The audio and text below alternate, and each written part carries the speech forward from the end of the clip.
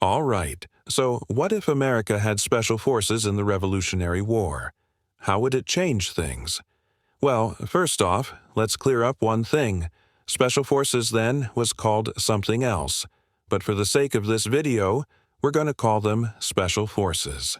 And by modern standards, they would be highly trained units of soldiers that conduct raids behind enemy lines to gather intel, train foreign fighters, lead guerrilla attacks, and conduct sabotage. Now, throughout history, there have been leaders who understood the value of these types of units. One of the earliest known uses of special forces came during the 3rd century BC when King Seleucus of the Seleucid Empire created a small force of elite troops who were trained in guerrilla tactics to harass his enemies. During the Middle Ages, the Japanese samurai were often employed as mercenaries by local lords and were known for their highly effective guerrilla tactics. In more modern times, during the American Revolutionary War, George Washington utilized special forces in several key battles.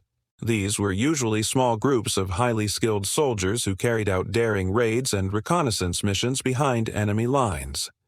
They gathered intel on British troop movements, supply depots, and fortifications, which helped Washington's forces to plan their own attacks and avoid ambushes.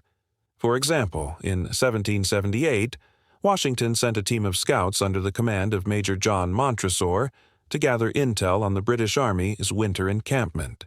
The scouts used disguises and stealth to infiltrate the camp, and they returned with valuable information that helped Washington's forces to plan the successful siege of Yorktown the following year. But let's fast forward now to World War II, where we see special forces play an even bigger role. In 1942, the British formed the Special Air Service, or SAS, a unit that conducted daring raids behind enemy lines in North Africa.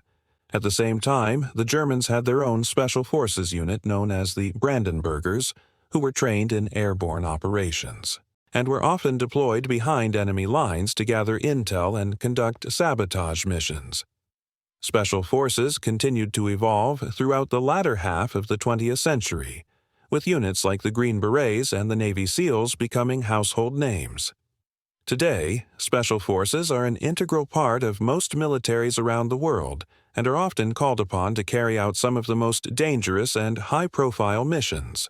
But how could these forces have changed the outcome of the American Revolution? Well, let's talk about it. First, we need to understand the challenges that the Americans faced during the war. They were a ragtag group of farmers, shopkeepers, and laborers who had little experience in warfare and were up against the might of the British Empire. The British had a standing army of 50,000 men, not to mention the support of loyalist militias in the colonies. On top of that, the Americans lacked basic supplies such as weapons and ammunition, and they had to rely on foreign allies like France and Spain to provide them with the necessary resources to win the war. So basically, the odds were stacked against the Americans, but they managed to pull off some major victories against the British, such as the battles of Lexington and Concord, Saratoga, and Yorktown. But can we say the same if Special Forces hadn't existed? Well, let's find out. First, we need to look at the state of Special Forces in the United States today. According to the Congressional Research Service, there are over 70,000 Special Operations Forces in the U.S. military, along with another 30,000 support personnel. These operators come from all branches of the military, including the Army, Navy, Air Force, and Marine Corps. Each branch has its own special operations units that are responsible for different types of missions. For example, the Army's Green Berets are responsible for conducting direct action missions such as raids and ambushes, while the Navy SEALs are responsible for maritime operations such as the seizure of vessels and coastal raids. So, how would these special forces have helped the Americans during the war? Well, first, they could have helped with intelligence gathering. As I mentioned earlier, one of the key tasks of special forces is to gather intel on enemy forces and activities. This could have been extremely useful for the Americans who often found themselves outgunned and outnumbered by the British. Special Forces operators could have infiltrated British camps, gathering information on troop movements, supply lines, and fortifications. With this information, American commanders could have made more informed decisions about where to deploy their forces and how to best attack the British. Another way that special forces could have helped the Americans was through training.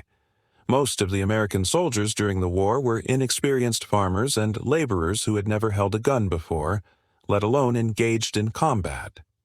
Special forces operators, on the other hand, are highly trained and experienced soldiers who have undergone rigorous selection and training programs. They could have helped to train American soldiers on how to use weapons, conduct combat operations, and work together as a team. By improving the overall effectiveness of the American military, special forces could have helped to level the playing field against the British. Let's move on to another point: sabotage. One of the challenges that the Americans faced during the war was the British control of important infrastructure such as roads, bridges, and canals. This made it difficult for the Americans to move troops and supplies around the country. Special forces operators are trained in sabotage and could have helped to disrupt British infrastructure, making it easier for the Americans to move around. For example, they could have destroyed bridges and roads leading to British supply depots or cut down trees to block the movement of British troops. By disrupting British logistics, special forces could have helped to weaken the British war effort. Another challenge that the Americans faced was the lack of supplies, especially weapons and ammunition. If they had special forces, they could have helped to acquire weapons and ammunition from two sources: sympathetic civilians living in areas controlled by the British and from the British themselves.